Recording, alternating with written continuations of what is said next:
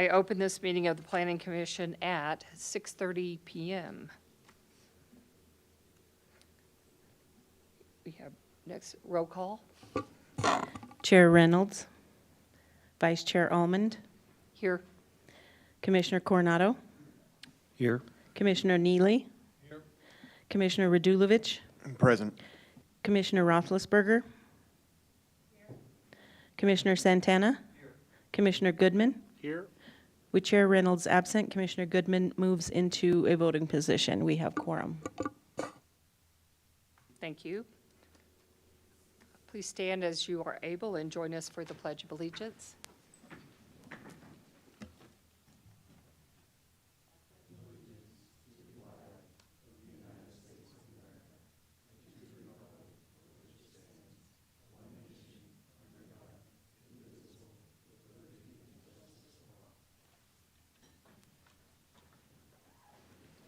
All right. Next, we have approval of the agenda. Do we have any changes, deletions, additions? Nothing? If no objections, the agenda is approved. Okay, minutes to be approved. I need a motion and a second to approve the November 18th, 2024 minutes. I move to approve, based on the clerk's certification, the November 18th, 2024 regular meetings, special night minutes of the Littleton Planning Commission. Second. I Was do that have a Goodman? comment on it. Sounds like, did you have a comment on it as well? Okay. I believe there were a couple typos in one of the paragraphs in there.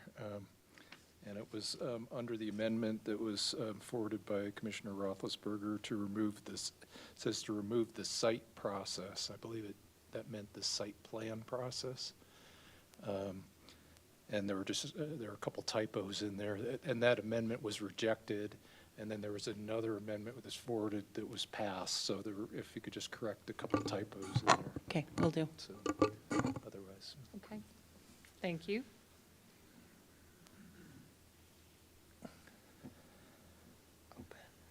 Okay.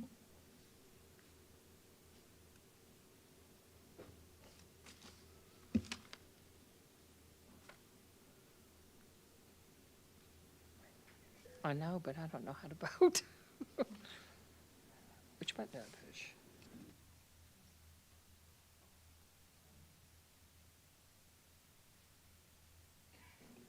Okay.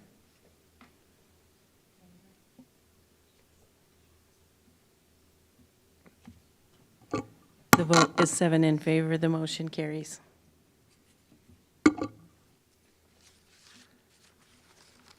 Okay, thank you. Let's see. We did that. Next, we have public comment, and we start out with public comment on general topics, not regarding the project that we'll be discussing tonight. So we have a paragraph here I need to read, which is, if you wish to address the board under public comment, please sign in on the public speaker form before the call to order for this meeting. Public comment is an opportunity to express opinions regarding issues that are not part of public hearings. On tonight's agenda, a separate opportunity will be provided for comment for any public hearing. Each speaker is limited to 3 minutes. We expect comments to be civil. Disrespectful or disruptive behavior will not be tolerated. The board is not authorized under the Colorado Open Meetings Law to discuss, comment, or take action at this meeting on any issue raised by public comment that is not part of tonight's agenda. Okay, so with that, we have 3 people signed up for general comments. The first is Greg Sullivan.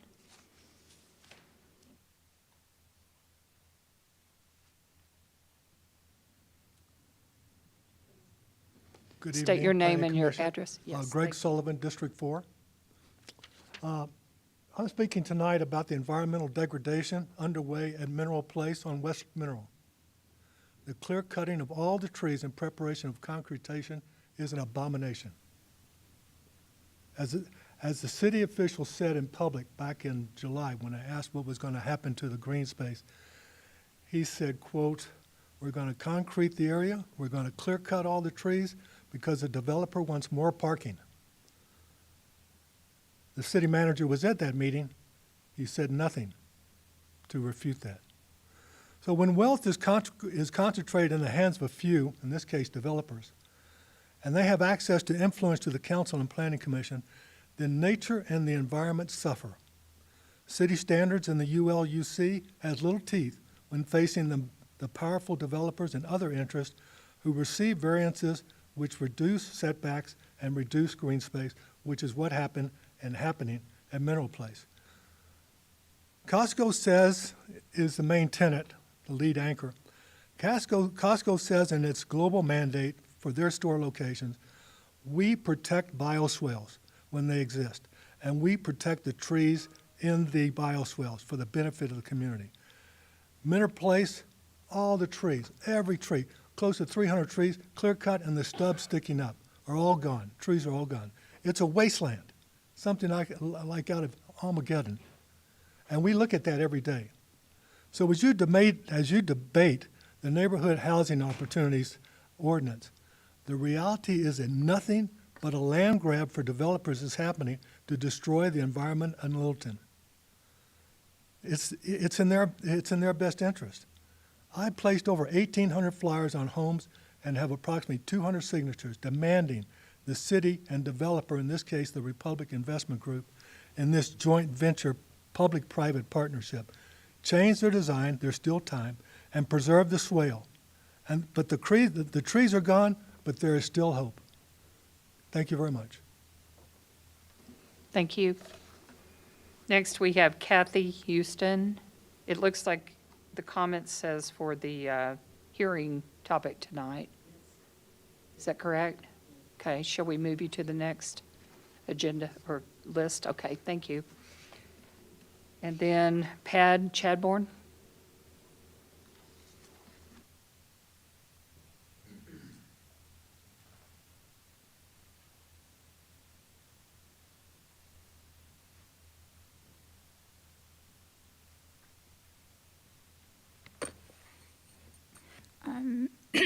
Good evening, Planning Commission. My name is Pam Chadbourne. I have a block and a half from here.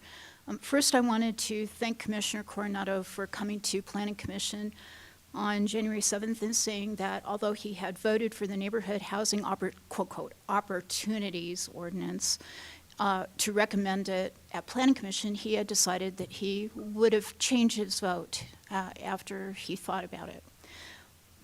That happens rarely. And it is a mark of integrity and courage, and I just want to thank Commissioner Coronado and reflect my admiration.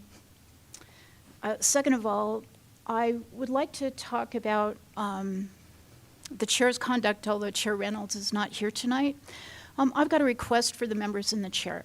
If discussion becomes repetitive or beyond the scope of the published agenda item, or about advancing a personal policy choice, I request as a member of the public that the chair track the conversation, and if something becomes repetitive in this way, the chair should attempt to summarize the point of the request of the member and a possible action for future agendas, and then assure that the member's point is captured as allowed by regulation, and then move the commission along with the published business.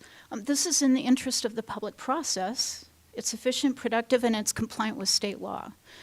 An example is, let's say a member is excited about promoting bicycling, but if that's policy matter is not published in the agenda, then members of the public who wish to speak about it are not informed of that, and so they can't weigh in. That's required by state law. It needs to be on the agenda, discussion of a matter like that. So I hope also the members of the Planning Commission would want to help make that happen. And also, any change in policy has to be approached by legislation. So that has to be, for one thing, in the budget. There's staff work involved. Also, it needs to be coordinated with the Transportation Mobility Board. If you're interested in bicycling, there are other parts of the city that need to weigh in. We've got a transportation master plan. We've got a public works staff. So really, policy matters of interest to members. While I appreciate you have them, that's not what you're here for. We're here for public service, all of us. And so I'd like, chairs to just actively, if discussion gets too long, just move us along. Second of all, I do want to talk about historic preservation and transportation needing to be integrated into the comprehensive plan and the code. They are not, our first cut at the code is incomplete and imperfect. We need to have an update of the code and comprehensive plan and integrate planning with transportation and historic preservation. Thank you. Thank you. Next agenda item is general business. I see we have none, so moving forward. The next agenda item is our public hearing, PC Resolution 01-2025, approving the preliminary plat for 2410 West Ridge Road. Hi, thank you. Good evening, Commissioners. My name is Andrea Vaughn, and I am a senior planner in community development. And we are here tonight to discuss the preliminary plat at 2410 West Ridge Road.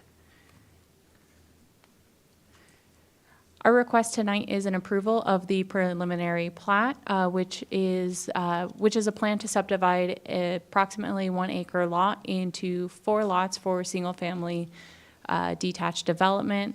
That includes 1 drainage easement, as well as approximately 2,400 square feet of right-of-way dedication for a conceptual roundabout with planned, or that would include bike and ped improvements. And some of that, it also includes a 9.5-foot right-of-way dedication on, that is not West Ridge Road. I apologize, that's a typo. It's actually on Prince Street. In regards to process, the preliminary plat process is relatively straightforward. It does include staff review prior to Planning Commission. However, that final decision for approval or denial is made here at Planning Commission. And then the next step for a preliminary plat is to move on to a final plat, where some of the more detailed portions of the plan would be reviewed by staff. Just for some background on the property, again, this is approximately a 1 acre vacant lot, and it is located at the southwest corner of West Ridge Road and Prince Street. Staff does find that this is, that its comp plan designation is suburban residential and is zone medium lot residential.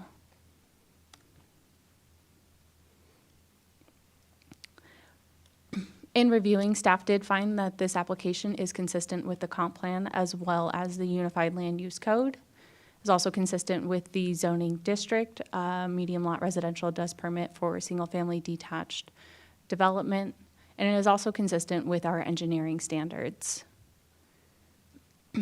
For tonight's public hearing, notification was sent out in a 700-foot radius, which resulted in 146 postcards being sent. There are also 2 signs posted at the property with newspaper notice provided, and there are no mineral owners present on site.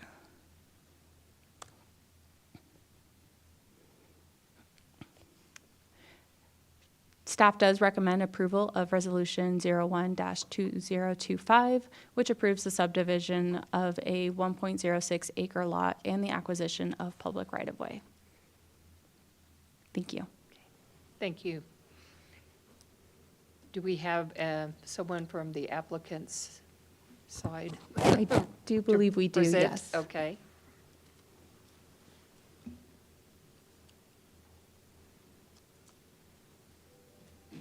If you could state your name and who you're with, it'd be helpful. Yeah, good evening. My name is Tom McCahill. I, along with my sons Connor and Neil, are the developers of the site. I think we've been in front of most of you before, previously. If you'll recall, I think we've appreciate at this point the Planning Commission's support for the plat. As you guys might recall, we've been at this now for 3 years with the city of Littleton. When we originally acquired the site, there's been 100% turnover, I think, in the staff at the planning department, but this was supposed to be cottage court zoning. And we thought when we were buying the site that we were going to be entitled to put 12 cottage court units on here. You know, this has been a painful process for us as a family. You know, it's a small family enterprise that wanted that, and longtime Littleton residents. We've also built in Littleton previously, successfully on earlier on a property down. I'm drawing a blank now. But the purpose for us here really is to, you know, thank you for the support, but, you know, at this point, I think we've been through a lot of drills here, and we hope that we've addressed all the comments. We intend to build a high-end project at this point because our land basis is pretty excessive relative to when we thought we were going to be able to do 12 cottage court units. So, as I said, it's a family business. My sons, Connor and Neil, are with me here, and we appreciate the support from the Planning Commission at this point, and assume we're going to get a yes vote here. Thank you. Thank you. Okay.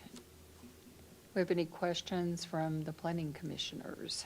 Let's mix it up a little bit. Commissioner Coronado.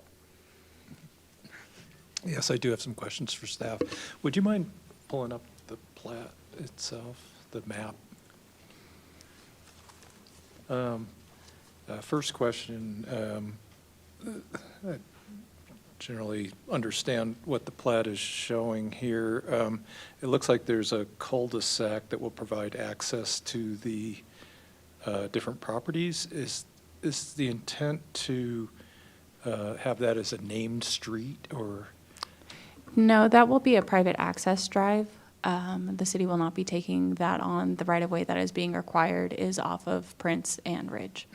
Okay. I guess that answers my main question is why the lines were drawn the way they are so that they don't encompass the access to the exterior lots. It seems like if they were drawn differently, the 4 lots would have equal sizes and they'd provide direct access to the cul-de-sac, but it seems like they'd have to have direct access to Ridge Road. This is probably not the best illustration of it. We have worked with the applicant to make sure that that would be Lot 1 and Lot 4 do have access from that private access. So there will be an access easement that crosses. Yeah, I guess my question is why isn't the lot line drawn so that you don't need that easement? And if I may, so the code requires frontage onto a street, and that's the rationale for why the lot line is drawn the way it is. We don't disagree that it looks peculiar, but the rationale for it was to provide that frontage onto the street, and then taking that frontage from the access, though, as far as the width was concerned. So. Okay, that makes sense. I thought so. Okay. One other question. I know there's a dedication that anticipates a future roundabout. Is there currently a schedule for that to happen? Do you know?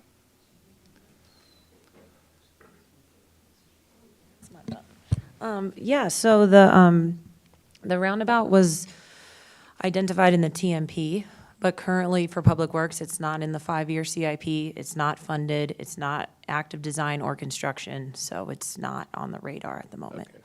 just in the TMP. All right, thank you. Okay. Commissioner Goodman, do you have any comments? Okay. Commissioner Neely? Commissioner Santana? Yeah, just on regarding the that little wedge at the corner, but it's part of the right-of-way dedication. The lot line for the McHale's property and this plat will then be pulled back off of the street, and that will remain an unplanted. The city basically will be responsible for that triangle, Do we have a plan for that? Is there any, is it just going to remain open dirt? Because I assume the roundabout isn't coming anytime soon, so that will be, the sidewalk will remain on that alignment. We do not have any planned improvements there for the moment. That is really just the acquisition so that should the city decide to move forward with the roundabout, we do have the land necessary in order to do that. But the property owner will not be able to do anything to that triangle, right, legally?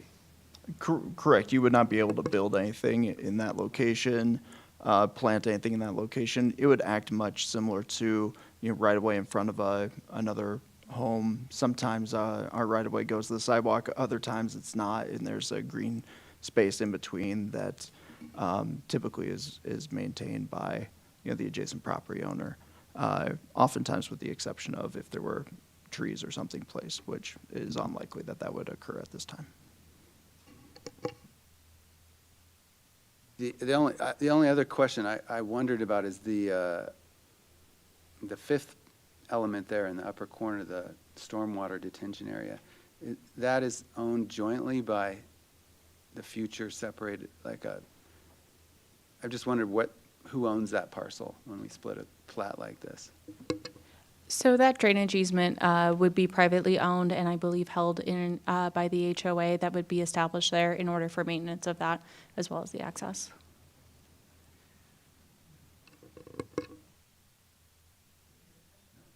Thank you. All right. Commissioner Radulovich? Yeah, since this is a private access drive, the city won't be maintaining that cul-de-sac, correct? Is there going to be an HOA in these 4 units that would maintain that? Is that what's going to happen? Yes, that would, the HOA would be required to be established in order to maintain that drainage in particular, but that access easement would have to be maintained jointly by whomever owns those 4 lots. Yeah, that's going to be expensive. We need to repave it, I would imagine. Dividing even just this little bit is, but it's neither here nor there. Is there any way to address the frontage on a street in a situation like this through our code in the future? I mean, it could be something that we can just discuss to see if we can not get these odd-looking lines so that things, for lack of a better term, make a little bit more sense as far as how the property lines are aligned. I think that is a conversation we could have, especially when it comes to fronting off of private shared drives. Our code doesn't do a great job of contemplating that scenario. It really focuses off of the street frontage, even though a private cul-de-sac is not completely uncommon. Especially, oftentimes you do, cul-de-sacs sometimes are not as advantageous, and other times it condenses the access point down to 1 instead of attempting to have 4 curb cuts on a corner like this. Yeah, just by something we can talk about in the future. When it comes to that sort of dead space we're going to have for a while, can that be treated like my wife has pretty much adopted the roundabout that's close to our house. Would a private citizen be allowed to plant things there if they would like, as long as they checked with the city and they made sure they weren't planting things that were too high, too low around a corner, things of that nature? I am ill-equipped to answer that. I would have to double-check with Public Works, but my guess is that there would be some amenability there. Okay. Lastly, I suppose this is more for the applicant. Approximately how much are you going to be selling these units for?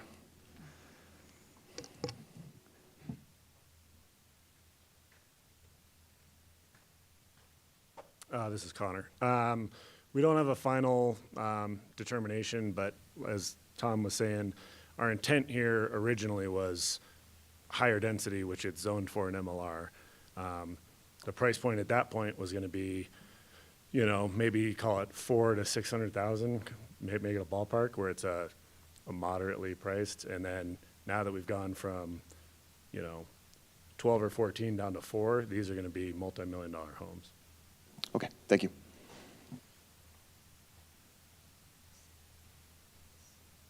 That's all I have. Thank you. Thank you. Commissioner Roethlisberger?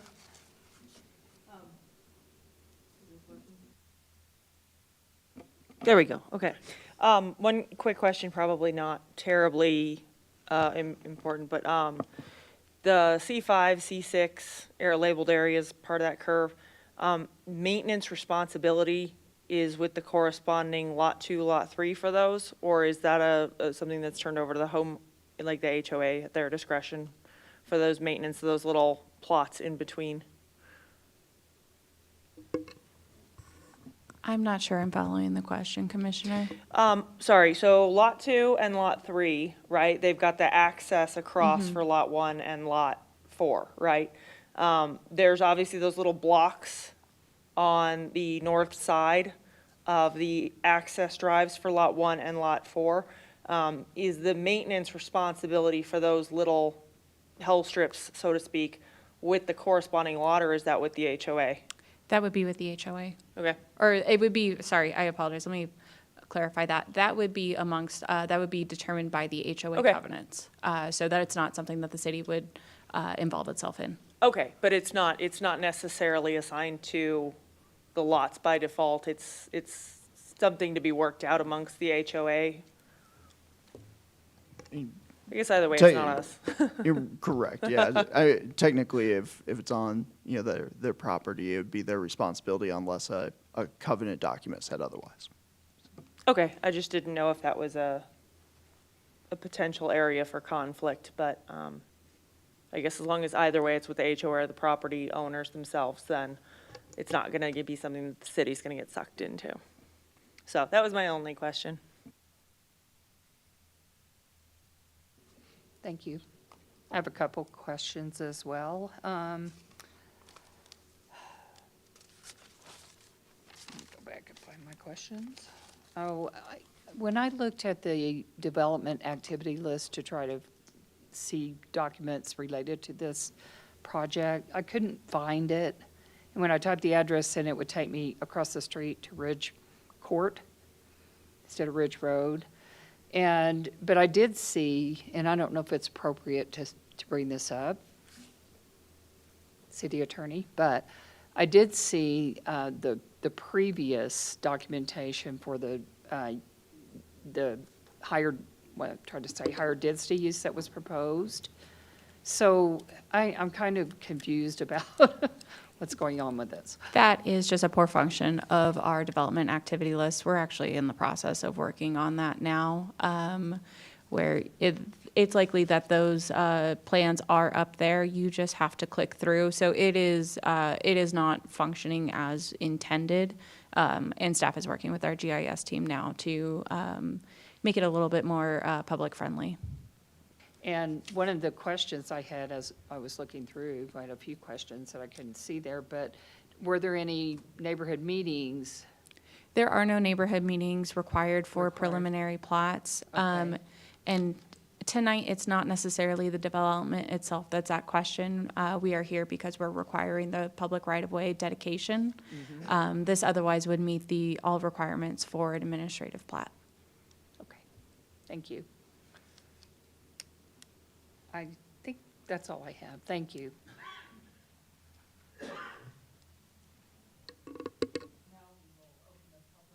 Comment portion of the meeting. And if you didn't sign up and you would like to, we can put you on the list. Or you can just, when we're finished with the list, oh, you were on the previous list, right? Okay. How do we do that? You're on this one? Okay, great. Thank you.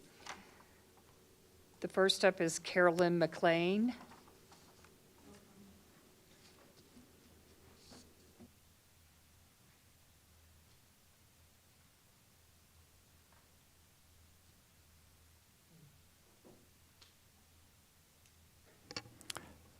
If I heard correctly from the audience, I heard a no comment. Is that correct? No comment? Okay. Okay, thank you. Chair, if I may, oftentimes, excuse me, in other meetings, if someone does have their name on it and they do not wish to speak, sometimes they mark it pro or con, and the chair reads that off.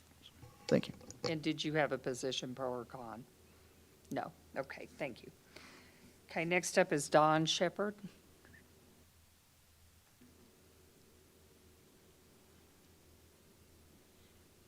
I guess my only question would be, what is the basic design of the homes that are going to be built? And my other comment would be that I was here for the courtyard or the cottage court discussion with the Planning Commission, and the price that was mentioned for those homes that night was $1 million apiece. And the fact that there was only one garage was going to keep that from being practical. So I'm a little concerned about what the price of these homes will be and what the design might look like. Is there a plan that anyone can see beforehand?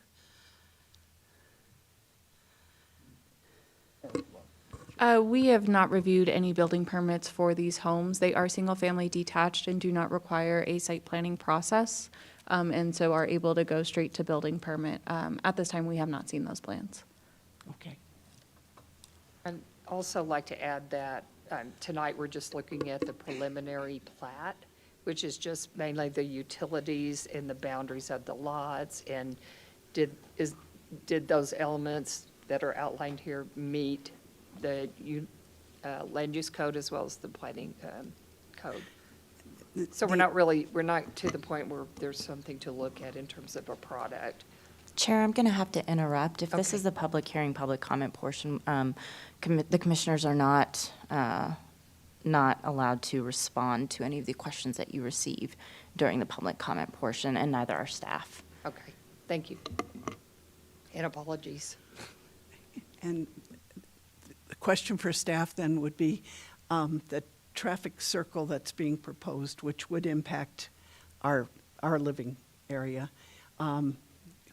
Who in the Public Works Department, or who do we talk to, and how do we petition or oppose that happening?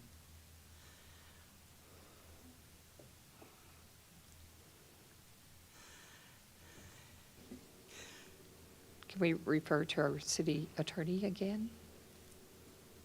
Unfortunately, the commissioners nor staff are allowed to respond, but however, if you find a staff member after the meeting, they can talk to you about it. Okay. Okay. Thank you very much. Okay, thank you.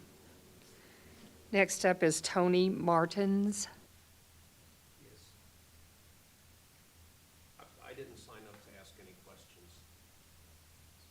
I'm here. Okay, thank you.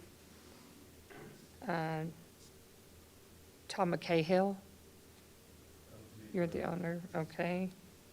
Applicant, okay. Kathy Houston?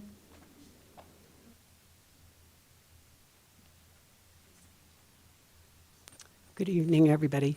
My name is Kathy Houston. I live at 2413 West Peakview Court. And I'm kind of here on behalf of our neighbors. I think we've had preliminary informational meetings about this plat, and I think there was general support for the plan. Everybody was reasonably satisfied with that. But once again, the traffic circle is a great concern for us. West Peakview Court is the first street south of Ridge Road. It's about a block south. There's a lot of traffic from the St. Mary campus, the school and the church. There's a lot of traffic coming off Ridge Road, and there's a lot of traffic on north and south on Prince Street. Really, a traffic analysis needs to be done before a traffic circle is put in there. I'm a block south of that intersection. I'll never get out of my neighborhood. And there are 4 streets with neighborhoods on the west side of Prince Street. Our only outlet is onto Prince Street. So I really plead with people to reconsider this traffic circle. I think we're better off with a 4-way stop, or if need be, a light. But the traffic circle is going to be really problematic for the neighborhood. Thank you. Thank you. Next up is Pam Chadbourne.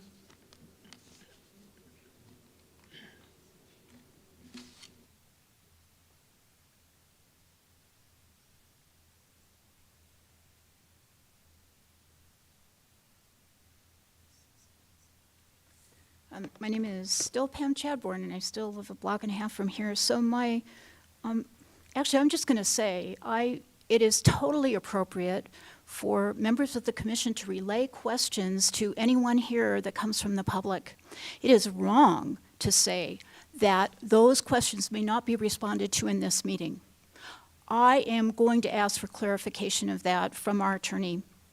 That must be clear, that the public's comments must be responded to in this hearing. That is the whole point of state law. So folks, just get into that because there's more there. And I'm very offended by what was said. Second of all, I want to bring up the problem with drainage to the cemetery. Development on this site has not happened because of drainage to the cemetery. My parents are at rest there, as are many people who have lived in Littleton for many, a century or more of time past. Drainage from this site goes into the cemetery, and I'm sorry, guys, but to me that's most important. And I don't hear anything that shows me what was analyzed here to make that okay. I know that in the past, the board of the cemetery has objected or questioned in that development has been refused. I am not seeing that step here, and I am very concerned about it. And I want staff to respond to whether that drainage analysis is done and whether it's adequate for this development. In fact, concreting and asphalt is the worst thing because it's going to run onto the cemetery. So that drainage has to be, that analysis has to be presented. I need to know that, and I hope you think you do too. Protecting the cemetery is first in my mind. Second, third, the frontage and the unmaintained strips, I'm kind of worried about that, and I don't see clarity from staff or understanding about that. I have a right-of-way that I have to plant and maintain the plants on my property, even though the city that has part of that right-of-way. And I'm not sure I'm seeing clarity here about that. It should be very clear about who's going to shovel the sidewalk and who is responsible for the plants. Finally, this is a totally missed opportunity. This should be cottage court. The size of this and the cottage court intention, the whole neighborhood housing quote opportunities is about sites like this. This should never be developed into 4 multi-million-dollar homes. And Planning Commission, if your code, and I'm going to call it that because I've been objected to it, it's late for an update. If your code allows this, your code is wrong and must be fixed. Thank you. Thank you. Next is Rosanna Poltrone.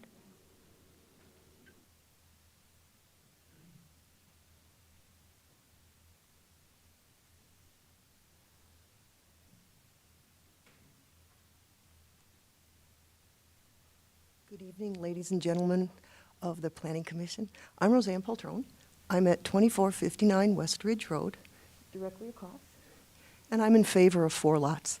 I never was in favor of cottage court. I thought that density was a little bit intense for the corner across from my house. I thought 12, oh no, that was really very intense density. So I'm in favor, and so is my husband, Kent Pease. We are in favor of 4 lots. Thank you. Okay, thank you. Teresa Marion.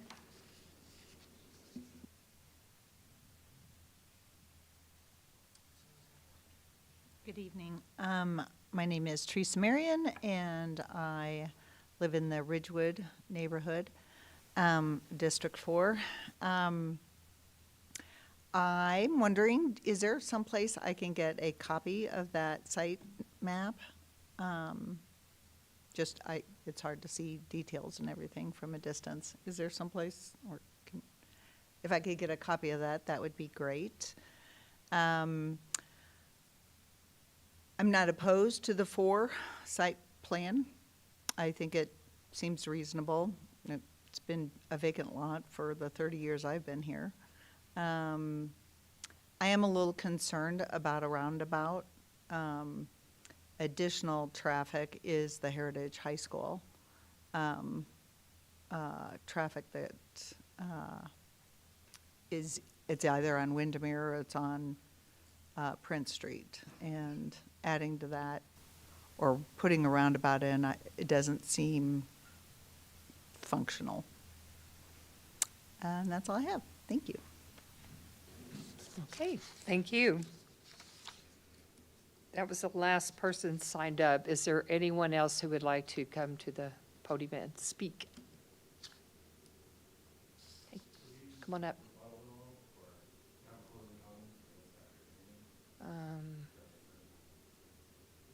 Excuse me. I'm going to refer to the city attorney. What was the question? I'm sorry. If the applicant has the opportunity, I guess, to address a few of the comments. That's at the commissioner's discretion if you want to ask questions of staff and also the applicant. And for clarification, as I seem to have offended Ms. Chadbourne, the commissioners and staff are not allowed to respond to any of the public comments during the hearing. It's weird. However, during your comment discussion portion, you are very welcome to direct any of those questions that you've heard, any of the comments that you've heard about, to staff or the applicant. Hey, The thanks. applicant can speak after you close public comment. Okay, So close that. and we're ready. Then he can go. And we're ready. And you've missed him each time he raises his hand. I haven't, I'm not finished yet. Thank you. Okay. Would you like to come speak, sir?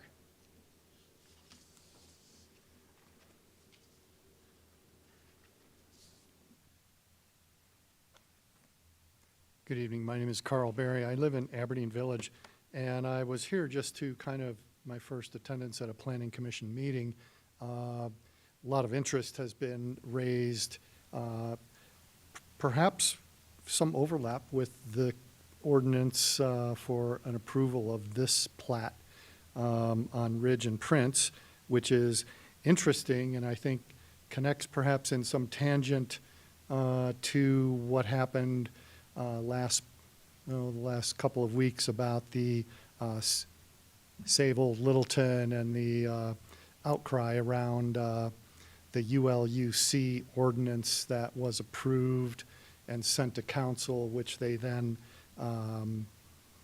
postponed indefinitely. And without getting into any of the specifics about those proposals, I think what I've seen tonight and what I think has been a wake-up call for council is community communication. And so I see 146 postcards were sent out within 700 feet of this plat. And everybody in Littleton is going to feel the impact of this. It's not 700 feet away. And that's obviously regulations, and you guys have your rules and procedures that you follow, and that's all fine. Same as on the ULUC proposed changes, and when those come back around, I think a sleeping giant has been awoken in town, and you're going to get, as we start paying more attention to see agenda items coming up for zoning changes that affect residential, where things have been done and community involvement has perhaps, I won't say it hasn't been done, but it hasn't been big enough. And so you saw 500 people at that last council meeting on the ordinance proposal. And it's things like this that really upset people who live in a wonderful town. We respect the work that you folks do. It can't be fun. But you are professionals at it, and I presume that you've chosen to get involved in things like this to advance the community.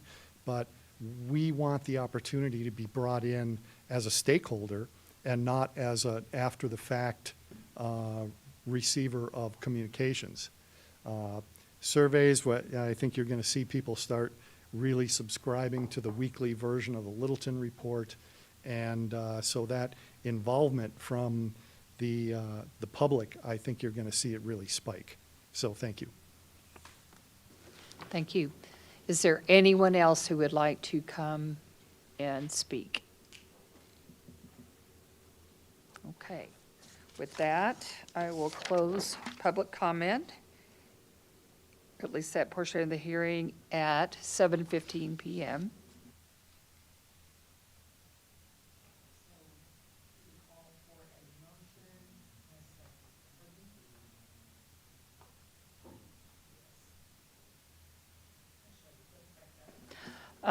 We would like to have more questions with staff and the applicant.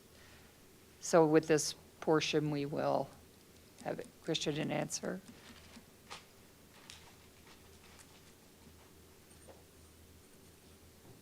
I think Do we you want me to will rebuttal, ask, or you guys ask a question? we will, we'll also be asking staff, so Commissioner Santana, would you like to start? Nothing right off the bat. Okay, I'll come back. Okay, thank you. Yeah, so in regard to the drainage, obviously we followed all the protocols. There's been many engineering studies. Staff can attest to that, but we do meet the requirements of the code for drainage. This site, the site does drain obviously to the west downhill. The cemetery does own that property. There's no grave sites there. So I think the concern about drainage over cemetery property where there's graves wouldn't necessarily, isn't accurate. And then I know there's the cemetery is talking about possibly coming across the street, but that's a separate issue. We don't own that property. That's outside of our control. Regards to the comment on the values and the garages, that was a separate issue. So we originally wanted the cottage court, higher density, bring the price point down, make it more attainable. When that, we ran into too many issues with the code to get that accomplished. We came down to 6 lots. The 6 lots had the 1-car garage, and that's how we got to the $1 million price point on the 6. So just to clarify. And then the 6 was denied due to some intricacies of the code, and now we've ended at 4. So that's just a brief history. Again, we're just here to try and put up a nice product that addresses some housing. The community needs housing. I think that's apparent in the public comment, pro and con. But I think there's a way to find a happy medium, and I think there's improvements across the board that can be done to make this could be as some of you noted, the lot designs are a little funky, but that's just what the code requires. I mean, if there's this could have been a little different project, and in some ways we think better, but we're sticking to what can get approved based on the code that's written. So.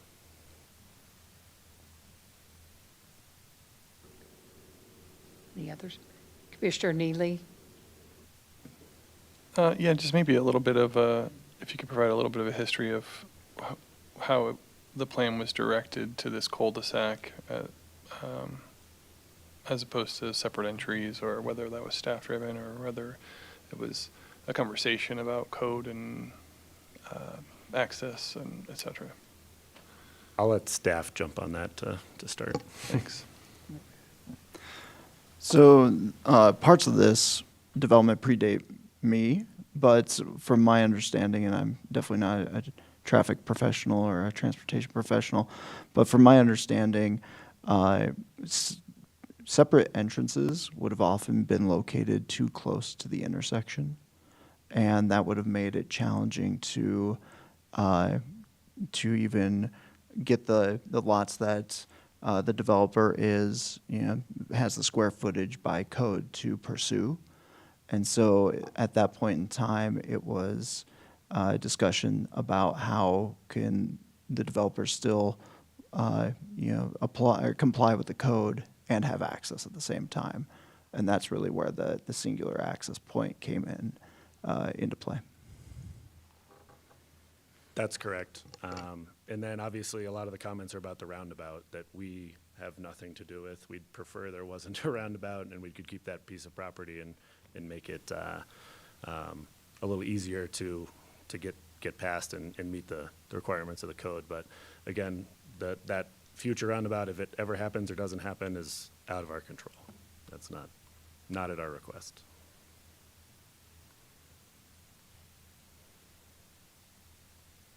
Any more questions? Okay. Commissioner Goodman? I don't have anything, thank you. Commissioner Radulovic? Is it Radulovic? No, Radulovic. Radulovic. Red. Radulovic. Radulovic, I thought it was, Just okay. Just like it sounds. It is, I think it is, so. I know that it was already stated before, but could we have another statement as to where we're at the roundabout? I know you stated it once before, but I just want to make clear where we're at with this, that it's basically not even it's in the transportation master plan, but it is not in any design phase or there's no funding for it, there's no design, there's no kind of anything for it right now, correct? As far Yes. as it moving forward? Yes, currently, the 5-year plan that Public Works has, it's not in it, doesn't mean it won't be. It's again a proposed concept that was in the TMP. So that is something, when the TMP gets redone, that could be addressed. It's just a concept. I can't preface this enough. It's potential. It's the potential solution right now from the TMP. So there's no funding, no design. The reason for this meeting is to dedicate that right away for the purpose of, if that roundabout is built, we have the right of way, and we don't have to come back and they have to tear things out. It's for peace of mind for the city. And again, it could be a different solution. Redoing the TMP, it doesn't mean it's a roundabout. It could be a bigger intersection. There's a lot of transportation possibilities here, but currently in the 5-year plan, we are not pushing forward with this at the moment. I think Public Works has other priorities. Okay, thank you. And Carl, to your comments, I hope you're correct. I hope we get more public comment because we need it. That's how this process is supposed to work. We just always seem to fall short, I think, almost no matter how much outreach we do. It just feels that way at times. So if that's a fair comment.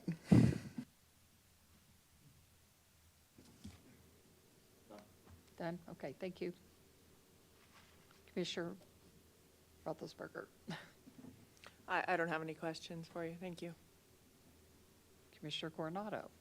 Sure. I'm just wondering, on Lot 4, it doesn't appear that the primary access would be from that cul-de-sac, or from Prince Street, but would they be allowed to cut a driveway to Prince Street there?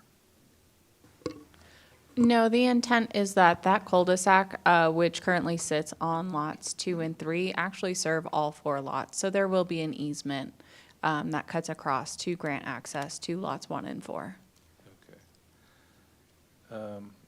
Also, just to confirm, Andrea, I think what you said was that this type of plat wouldn't normally come to Planning Commission unless there was a right-of-way dedication. I just wanted to confirm that that's the case. There are several criteria, but for an administrative plat, it would be if there had been no right-of-way dedication, because this lot is 4 lots or less.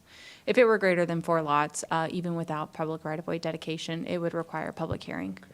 Okay, thank you. If it was more than 4, yes. Okay, thanks. That's it.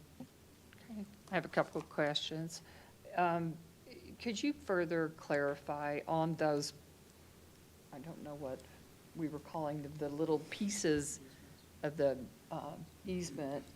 It looks like on lot number 1 and 4, there's the arrow that points to the easement there, and then we've got the little pieces that abut or front the street there. So are those, I know, I just don't, I'm not clear. Is that part of the lot? Are you those talking to the separate? south, like the perimeter, the south and west? Just when you easement drive in lots? the little, what would you call those pieces that access the frontage road there? If I can clarify, I think I understand what you mean is, on either side of the drive access, there are the 2 easements that service 1 and 4. In between the street and those easements, I think, is that what you're talking about? Yes, thank you. Those would be a portion of those respective lots 2 and 3, is that correct? I guess I'm a little confused. Is that, yeah, sorry.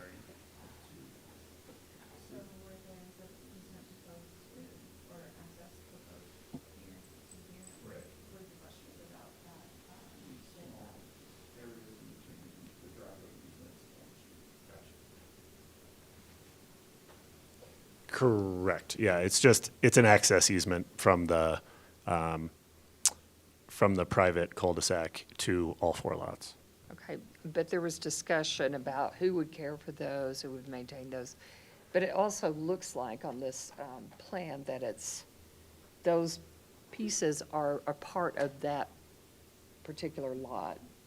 So on lot number 2, there's the section between the road, Ridge Road, and the access driveway, whatever. And then there's the property. Is that a separate parcel, that, those little pieces right there on lots, what is it, 2 and 3? It's not clear. I know we've talked about it already. It would but- not be a separate parcel. So technically, that space would be able to be landscaped, and it would be owned by lots 2 and 3 respectively. From the city's perspective, it would be on those properties to maintain, et cetera. If we came across a, code violation, et cetera, we would provide notice, code compliance would provide notice to lots 2 and 3 respectively to maintain those areas. Now, those areas, it's not in the city's purview as long as they're maintained, but they could be maintained through some form of HOA document as well. That would be a joint maintenance, but most likely they would still need to be maintained by lot 2 and 3. Okay, that's much clearer, because we heard about the homeowners association may maintain these, maybe not. That's not formed as yet, obviously, so, okay, thank you. So it is part of the lot. It potentially could be the responsibility of those lot owners. Yes. Okay, thank you. Okay, I just want to make sure that we have addressed some of the questions that came up from the public attendees tonight. So we heard about the roundabout, and that's all we know. Okay, we talked about that. The drainage, I think you explained that. That's covered. And then we talked about the right-of-way and entry into these lots and the way they're designed, that if we could add those to a future action discussion item, probably for a study session, I presume. And that's all I have in terms of questions to be answered. Anything else? Did I miss anything? Because it's and I tried to explain that this is a preliminary plat, and we're not looking at any structures, we're not looking at layout, architectural drawings, nothing of that sort, just the lot layout. Correct? That is correct, yes. Thank you. That's all I have. Thank you all.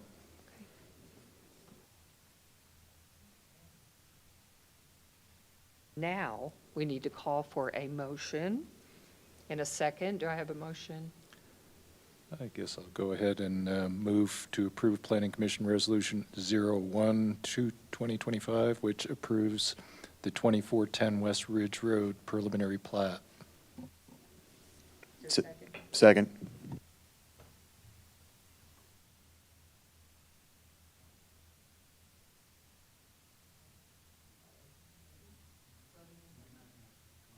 Any further discussion?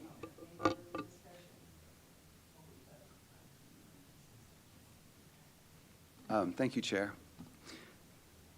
First of all, I want to thank the McCahills for going through 3 years on this parcel. Tom, Connor, Neil.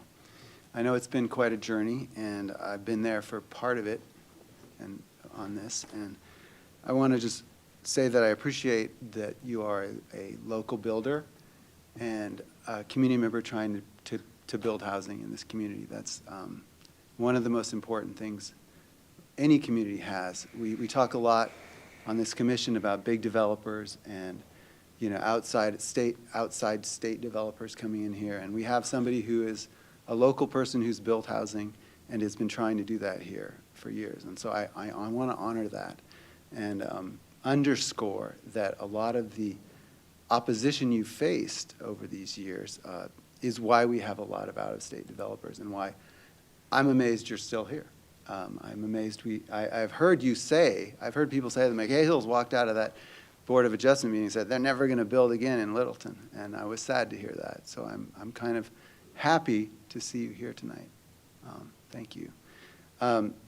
This project encapsulates, in my opinion, it tells a story that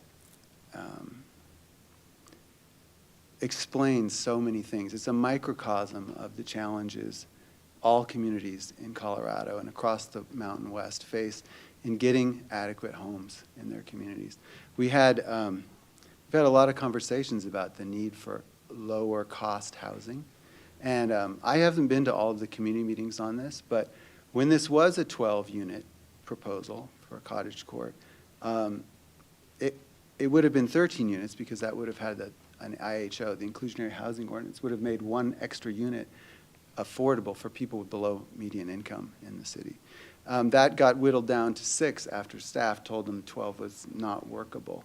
And they came back with 6 units in the $1 million range. And as the McKay Hills said, it was originally going to be in the $500,000. And so the price point went up considerably for the 6-unit option. And there was considerable opposition in the public neighborhood meetings to that, even that.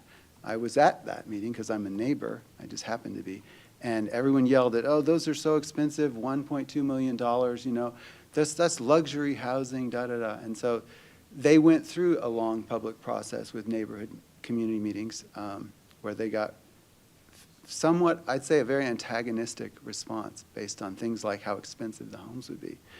So we are here today with their 3rd attempt to build homes in this community, and now they're going to be in the $2 million range, possibly higher, whatever the market dictates. And this story explains a lot about how we end up with very expensive homes that only very wealthy people can move into. Littleton has an even lower median occupancy rate than Colorado. The average home in Colorado has 2.5 people in it today. But Littleton, it's exactly 2.19 according to the census. So this parcel, an acre of land, will go from potentially, when it had 13 units, having maybe 30 people, families, kids, that could afford a $500,000 home, 15 minutes from a light rail station, 2 or 3 minutes by bike to that same walkable downtown. Instead, we're going to get probably, by medians, 8, maybe 9 people. These are not small roads. Bridge, Prince, these are neighborhood collectors with 30-mile-an-hour speed limits. They are not cul-de-sac-y roads. They're significant roadways. I think our community development process has a lot of failure points in this, and we're going to end up with just 4 $2.5 million homes, maybe 3. And we have a community that often decries a lack of places for families and a lack of affordability. And this little story of the McKay Hills saga explains why we have so little affordable homes in places like Littleton and why we the number of families here has declined 20% since 2010, why there's no trick-or-treaters in our neighborhoods. It's just a microcosm. And I understand a lot of people's comments that you hear about opposing too much density or whatever, but that is why housing is so expensive and why we have basically lost population over the last 3 years, is we have households which are getting smaller and we are not building enough housing. So, of course, I support the plat. There's no reason not to. But I want to note that this is really a kind of poor planning outcome for the city, and that this is now going to be 4 expensive homes on this site is really, the only reason we have the 4 is because we've made it very easy to make single-family detached homes. Our code makes it very easy. If this didn't have a right-of-way dedication, we wouldn't even be here tonight. The McKay Hills would already have a building permit, and these things would be under construction. So your neighborhood commentary wouldn't even be here because we've made it so easy to build multi-million-dollar homes on a site that's at the corner of two 25 and 30 mile an hour neighborhood collector roads. We make it easy for that to happen. We make it very difficult for everything else to happen. Everything that might be affordable for your aging parent to move to the city, or a young family who's just on a teacher's salary. Those things have become very hard to get through in the public process. And this project encapsulates that exact journey and that difficulty, and why when people complain about big apartments and big developers coming in, the McCahills amazingly are still here fighting to build something. But they almost walked away, and most small developers who would have built a cottage court or a triplex or something on a site like this just don't. They don't even bother with Littleton because it's such a thicket. I find that we're a very overregulated community. The pie wedges with this long conversation about the pieces of the parcel, to me, that's almost a ridiculous conversation. Our planning code is serpentine, Byzantine, and I want Littleton. My hope is for us to be a normal city again, just a normal city. Normal city wouldn't have stuff like this. We'd let somebody put the driveways where they want, as long as they aren't dangerous. We would not get into all these pie wedges to connect the home sites to a road. Like a cottage court, for instance, would have all those things on a single driveway. Why would we have any other? If we would allow a cottage court to have such a driveway, why do we have to have this big complication for single-family homes to all touch a road frontage? I mean, there's so many ways this thing, this particular project encapsulates so many failure points in our code process. And Excuse me, Commissioner Santana, are these then topics that we need to bring back to the I think study so. session? I think It it's sounds something we like would it. like to, I think we're going to want to grapple with. And I will wrap up my comment saying I'm glad to see them moving forward, and I'm certainly going to vote yes on this, but I'm sad that we didn't get more. Thanks. Okay, thank you. Commissioner Neely? Commissioner Goodman? Okay. Commissioner Coronado? This application is certainly consistent with the decision criteria, with the MLR zoning. Appreciate the work that staff has done to make it work. The layout is not ideal, in my opinion, but it does work, and it represents the property rights that this landowner has to develop this land. I think the question of affordability is well taken, but my impression is that it's a supply and demand issue, and the demand is just insatiable for living in a great community. And the public support I've heard for the city of Littleton being a great place to live, I think, is the reason why so many people are willing to pay exorbitant prices for real estate. I moved here 25 years ago and paid what I thought was a reasonable price for a single-family home, and it's just the prices have exploded. And I don't know, no matter how many units we build, especially new units, they're still going to be expensive. So I think that this plat works, and I'm going to support it. Okay, thank you. Commissioner Ruthelsberger? Yeah, a couple comments. I want to second, that I think it makes sense to maybe revisit or come up with something in the future in terms of the code regarding that shared driveway code, and how we can make that a little bit more accessible, because again, we don't want the driveway right next to the intersection, but the way this had to be organized in order to fit within that code requirement, it does feel wasteful. So a couple other things, again, that I just wanted to note.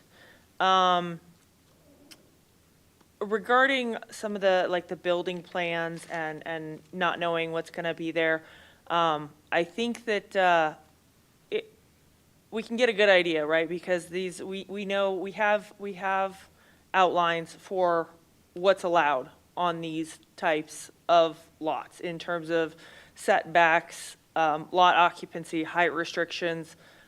So, you know, you can always look at that and at least get a visual of what's going to be allowed in that area based on what the code allows, right? So,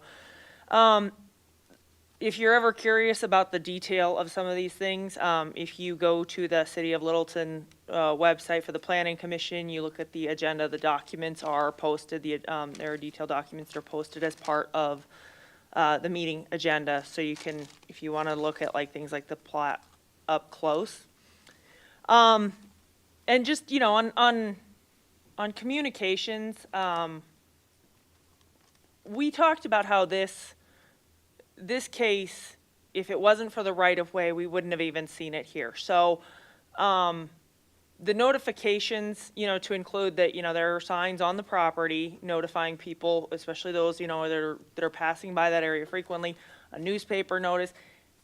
It feels commensurate with what we're asking to do here. And again, because this wouldn't have even come if it weren't for the right-of-way to Planning Commission, the scale of the notifications, right, we should keep that commensurate with what we're actually trying to decide here. And I think that this is more than adequate for this simple 4-lot split. And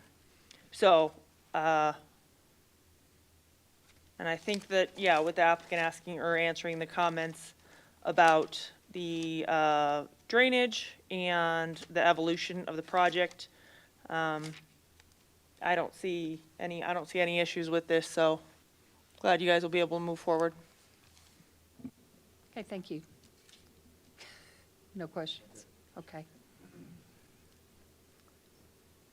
So I'm just going to go through the criteria. I'm not going to read it. I'm just going to say that I think that the project does meet all the criteria for preliminary plats, and that is conforming to the comp plan and all the requirements of the city code. It also aligns with the land area, open space setbacks, all the things that we have to look at. I believe that it does. And the development does conform to the design and improvement of standards. Therefore, I'll be voting yes. Okay?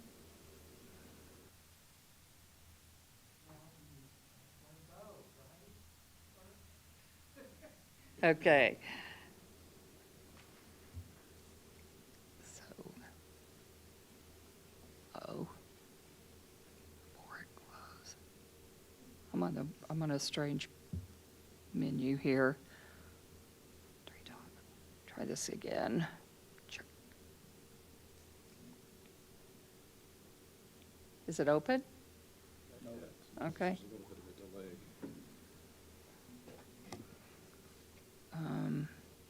Check.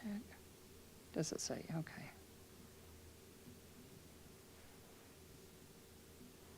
I don't know.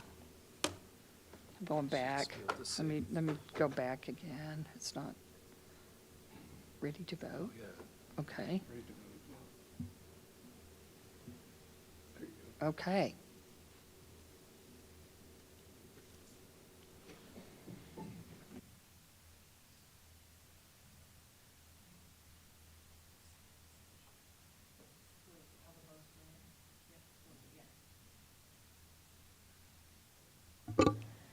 The vote is 7 in favor. The motion carries.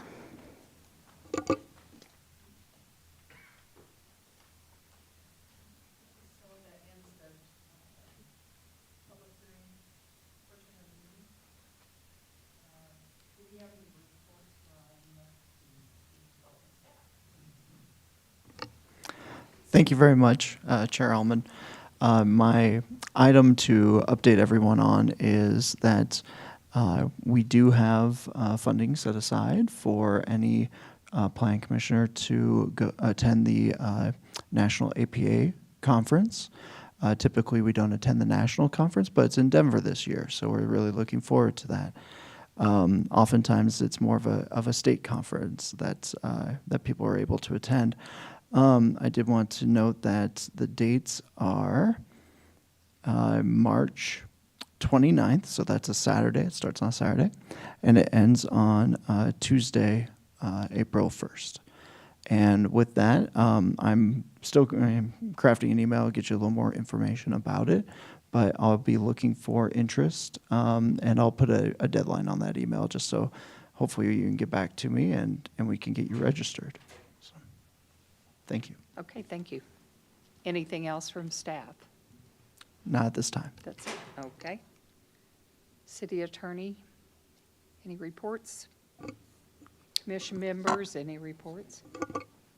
I'll get to her in a moment. You're not on the list. I add you. Oh, city clerk, I'm sorry. City clerk? No? Okay. Commission members, any updates, reports? Nope. Okay. I have one. I'll be doing a mobile tour at the APA conference, so I invite anybody that is going to the conference to attend that one. It's in the Rhino Arts District, Brighton Boulevard Development.